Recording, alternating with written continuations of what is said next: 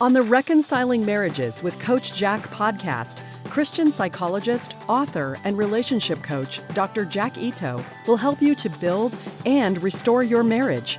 By learning just a few relationship skills, you can help your spouse enjoy your relationship more while getting more love and affection from your spouse. Listen to Coach Jack as he helps you with one more step toward a marriage both you and your spouse will love. This podcast is titled Understanding Your Spouse for a Better Relationship. Sometimes what our spouses do or say can be hard to understand. Do you ever wish that you could understand your spouse better? Wouldn't it be nice to have a book that would explain all of his or her behaviors? But then again, would that really improve your relationship? Or would you be so upset with what you learned that you would wish that you didn't understand your spouse? Well, today I want to share some of what my 28 years of relationship counseling and coaching have taught me about why people do what they do and why you really don't have to understand your spouse in order to have a successful relationship with your spouse. Too many times in an effort to understand their spouses, people talk about problems, thinking that if they understand their spouse or their spouse can understand them, that their relationship is going to improve. Wouldn't it be nice to find out that you can improve your relationship without having to do all that talk about problems and without having to get your spouse to understand you very well or having to understand your spouse very well?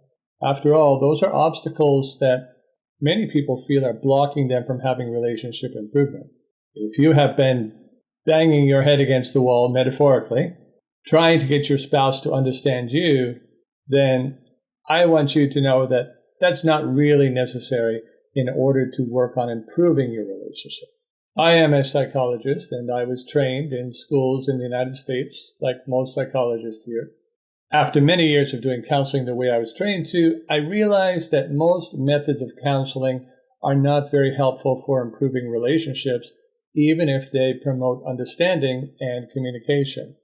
What I learned after doing counseling for a number of years was that what people really needed the most were skills for connecting with their spouses so that they can enjoy their relationships more. And that many times people got hung up on trying to understand each other.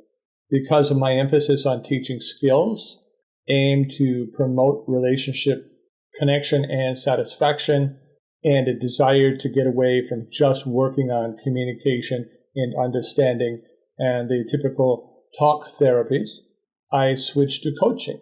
Most methods of relationship counseling are actually more helpful for counselors than they are for the people they counsel. Counseling methods are aimed at promoting understanding by talking about problems and needs. The premise is that if you and your spouse understand each other better, that will lead to a better relationship. All it really does, however, is keep people going back to counseling, hoping that at some point their spouse will understand them well enough to make the changes they want. They have actually confused understanding with desire. Just because your spouse understands why you don't like what you don't like and why you want what you want does not mean that your spouse will be motivated to stop doing what you don't like and to start giving you what you want. And I think that is what most people actually want. They're not simply wanting their spouse to understand them. They're actually wanting their spouses to stop doing those damaging things and to start doing the things that make the relationship more pleasant. Many people work on the same things on their own as they might do in counseling, except without a moderator there, their working on talking and improving communication often breaks down to criticizing, arguing, debating, and complaining.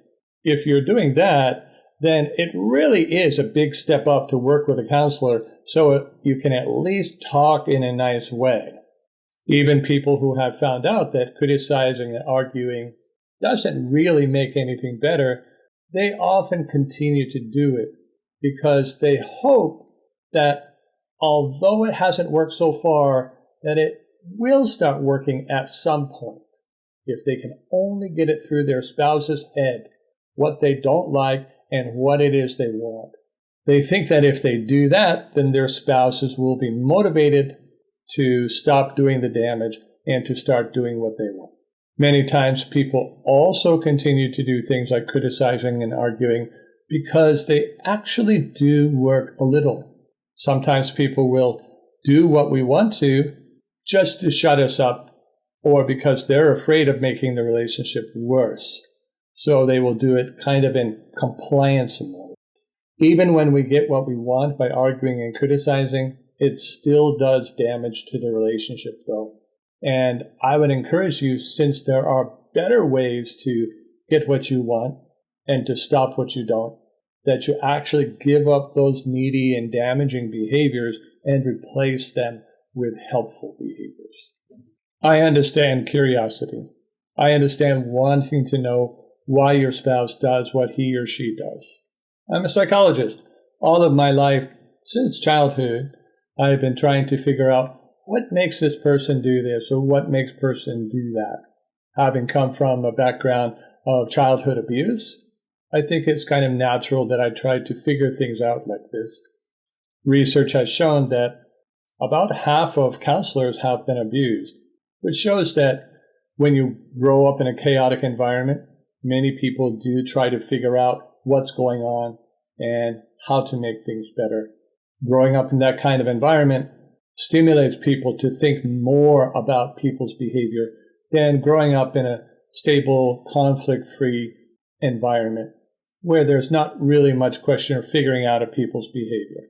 If you grew up in a situation where there was high conflict or where you were abused, I certainly can understand you wanting to know why your spouse does what he or she does. And let me help you a little bit with that. The difficulty understanding that most people have is they try to overcomplicate things. The principles for understanding why people do what they do come down to two things. Either they think they have to, or they want to. These are the two reasons which account for almost all of human behavior, and going beyond that doesn't really accomplish anything more in terms of relationship improvement. We can always ask, but why? But why do they want to? But why do they think they have to? And we can keep going back often to a person's childhood. And that's what many therapists have traditionally done. I haven't found that to be helpful. Whether a person is doing something because they were raised to think they have a right to do that, or they're doing something because they want to do that, it turns out that the methods for dealing with that in a relationship are just the same. When a woman asks me why her husband is having an affair, I know she's been thinking about this over and over, perhaps spending many sleepless nights trying to figure it out. She thinks that if only she could figure that out, that would somehow give her the clue to how to fix things. But you know what? It won't. Knowing why it rains won't help you to change the weather. Knowing why your husband is having an affair won't make him want to stop. All you really need to know is that he either thinks he has to have an affair, which is very unlikely because there are other options open to him, which are much better, or he wants to have an affair. So because there are many alternatives to having an affair, no man really ever has to have an affair. He might say so. He might say, well, I had to have an affair because you won't have sex with me. Or I have to have an affair because our relationship has been bad for so long. And if you just think of that at the surface level, then you might buy into that. But if you use a little critical thinking, then you are going to ask yourself, well, even though he might have some reasons to have an affair, are there other alternatives? Is that the only action that he could have taken? And of course, that's not true. He could have talked to you about your relationship. He could have gone to marriage counseling with you or coaching or to a marriage retreat. He could have done things to help you to enjoy the relationship or having sex with him more. He could also have separated or filed for a divorce in order to try to improve your relationship. There are a number of things that your husband could have done other than having an affair. So it still comes down to Why is he having an affair? Because he wanted to choose that option.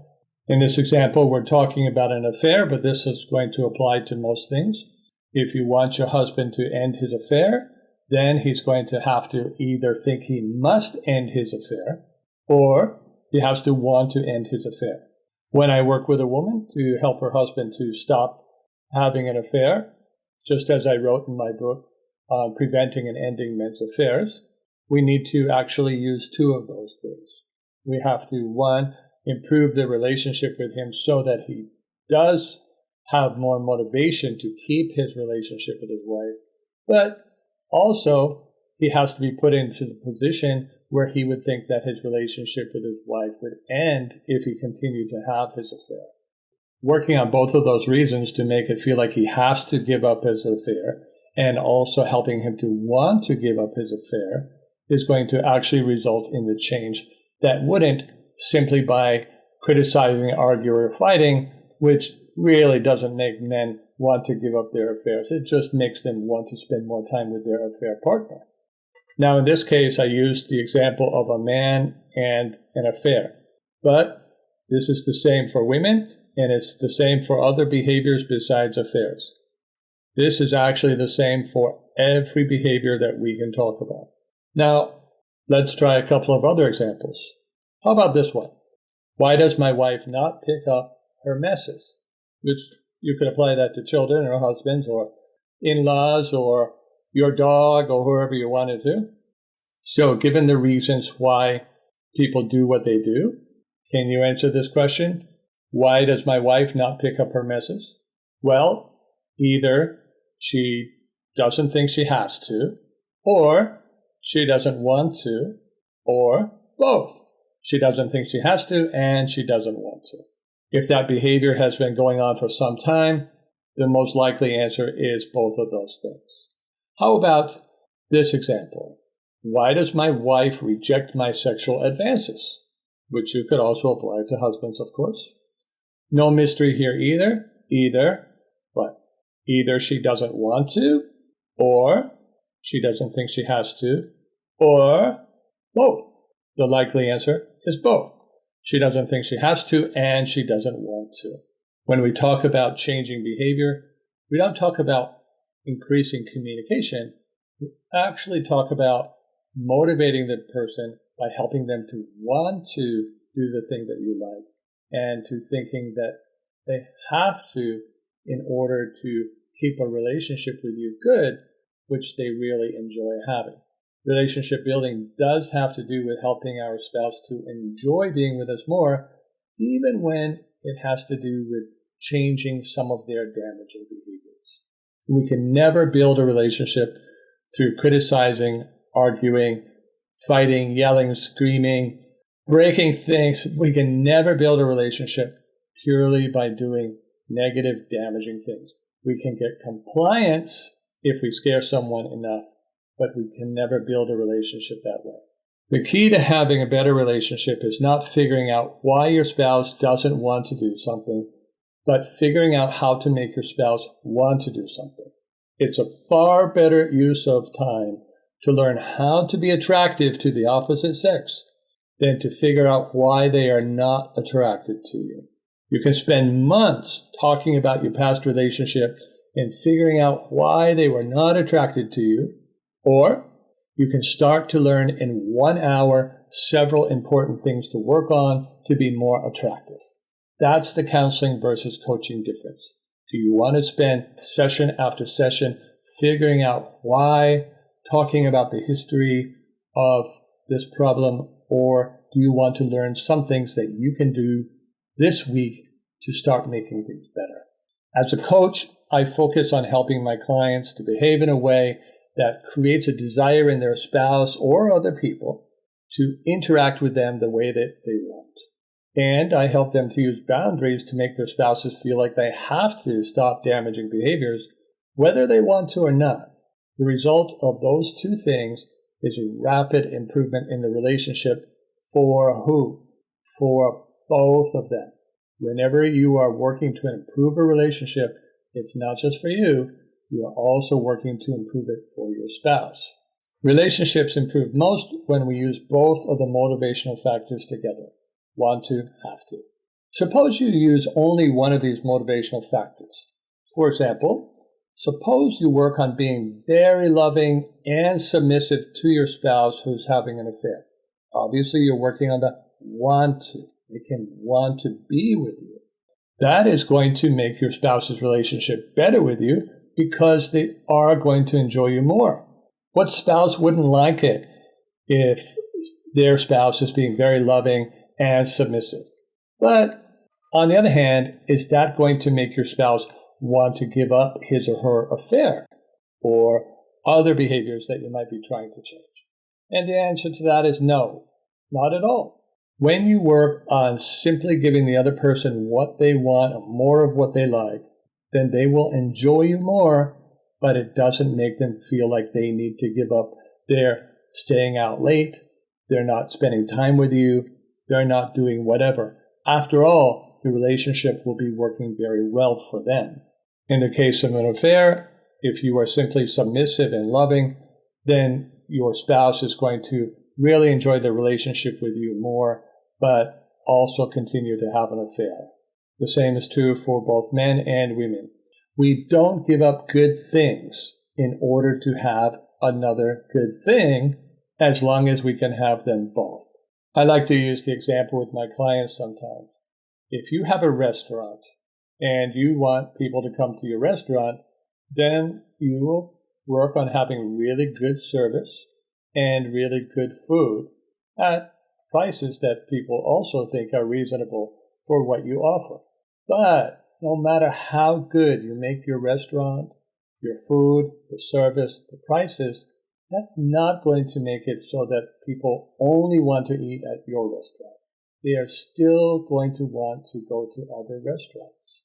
We need to remember this when we work on relationships with our spouses, that no matter how good we can behave with them, it's not necessarily going to motivate them to give up other things which they also enjoy, whether that's alcohol, spending an excessive amount of time playing video games or with social media, or many other behaviors. They will enjoy both. So why doesn't it work just to improve your relationship? Well, it's because they don't have to give up the other good thing. Like it or not, we always have to consider both motivational factors to get someone to change. We don't need to do that in order to get someone to like us or to enjoy being with us. If that's your goal, you only need to work on the want to. If you want to take extra time to work on figuring out your spouse, I don't want to discourage you from that. I just don't want you to go about learning in a way which damages your relationship. I think it is interesting to figure out how people came to be the way they are, and talking with my wife about why she does things and why I do things. Sometimes we really enjoy doing that. We're from two different cultures and have very different backgrounds, and it can be an interesting thing. We're never bringing conflict into the picture, though. It's just honest curiosity without criticism. So don't feel like you can't talk with your spouse about understanding each other better, or talk to your spouse in a way which promotes understanding. Occasionally, even though I know the two reasons why people do things, I also will ponder questions like, why don't the trash collectors pick up my garbage like I pay them to? And other things which seem mysterious. Many mysteries going on for me in the government and other places these days, but I have to remind myself of the two reasons. And in the end, it never changes what I have to do. I know that even if I can figure out that not picking up my garbage has to do with the driver having ADHD or being on drugs or having intelligence issues or having some kind of bias against people with garbage cans like mine, that in the end, I'm going to have to call the city and arrange for a special pickup. Understanding doesn't really change the actions that I need to take. The same is true for figuring out things that the government is doing. I'm not in politics. I'm not an influencer. I'm not going to be changing these things. I can stress about them. I can wonder about them. But in the end, I can only do what I can do. And I think it's a wise thing to do, to not spend a lot of time trying to figure things out, especially if they are things that stress us out. Sometimes it's good just to focus on the things that we can do to have good relationships with the people around us and to motivate them to want to be with us. The fact is that when we have problems with other people, whether it's your spouse or your kids or your mother-in-law, regardless of why they do what they do, you can either focus on motivating them, which is possible, or you can accept that they are never going to change, which sometimes is a wise thing to do, or you can cut them out of your life. I can tell you I have helped a lot of people to motivate their spouses to have better relationships, and it never involved criticizing, complaining, arguing, convincing, or talking about needs. It also didn't involve explaining. So many people think that explaining things to their spouse will create change. If you do enough explaining to your spouse, all you get in return is isolation from your spouse. If you're still trying these needy methods, take a hard look at what they are getting you, then don't give up on your relationship. Don't say, well, I've done so much criticizing and arguing, complaining, and she or he still hasn't changed, so I guess I'll give up on the relationship. No, that's not your alternative. Instead of doing those needy things, learn how to motivate your spouse. So stop asking, why doesn't my spouse want to do something? And instead, start asking yourself, how can I motivate my spouse to want to do something? So, for example, instead of asking yourself, why doesn't my spouse take me out on dates? Much better question is, how can I motivate my spouse to want to take me out on dates? Answering that question is going to lead to action. Answering the first question is probably going to lead to anger. This shift in focus from understanding to motivating can revitalize your marriage. You will be making your relationship better for both you and your spouse without having to deal with all of the frustration that trying to understand your spouse or trying to get your spouse to understand you can bring. If you would like to learn more actions that you can do, even if you don't quite know why your spouse does what he or she does, then I invite you to take a look at some of my articles on improving your relationship with your spouse. You can find them at coachjackito.com. Thank you for listening to Reconciling Marriages with Coach Jack. Visit coachjackito.com to learn more skills for reconnecting with your spouse and restoring your marriage.